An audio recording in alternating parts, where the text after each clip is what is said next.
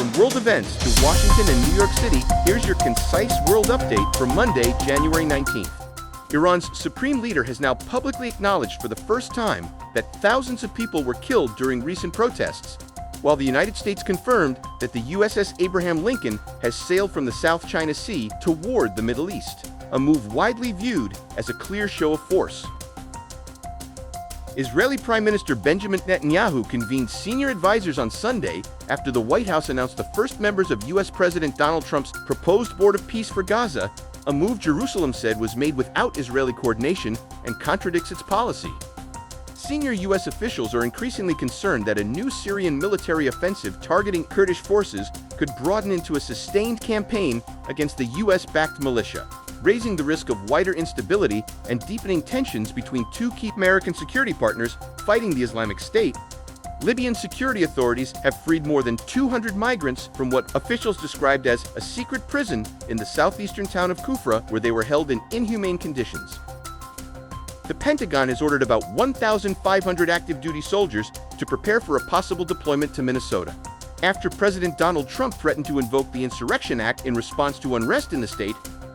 U.S. District Judge Kate Menendez issued an injunction barring federal officers from retaliating against individuals engaged in nonviolent, non-obstructive protest activity, handing a victory to local activists who challenged the tactics used by immigration agents in the city.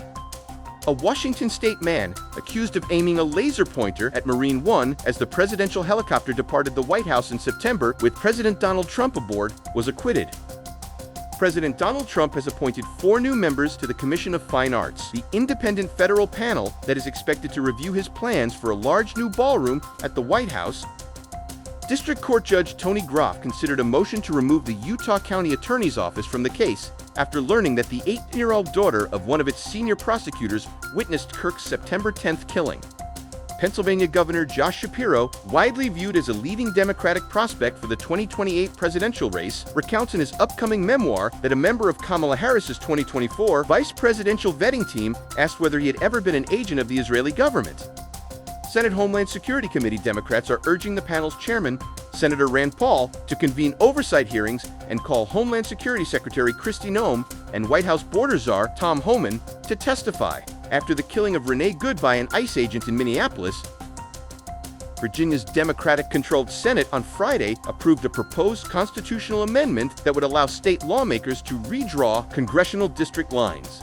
Representative Ocasio-Cortez is increasingly training her fire on Vice President J.D. Vance, a potential rival in a 2028 presidential race should she decide to seek the White House. City Controller Mark Levine is warning that Mayor Zoran Mamdani faces a projected $12 billion cumulative budget gap, a shortfall the new mayor will need to address in an early February budget plan.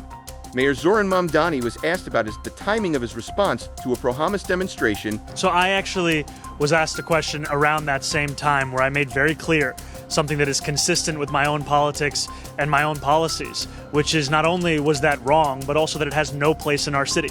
There's no place for support for a terrorist organization in New York City, and I want to say that very clearly to New Yorkers. Police are searching for the suspect accused of stealing a car while a 72-year-old man was in the back seat in Queens. A New Jersey man who drove while intoxicated into a 4th of July crowd in Manhattan, killing 4 people, was sentenced to 24 years to life in state prison. Discussions are underway as the United States potentially offering asylum to Jewish people from the United Kingdom.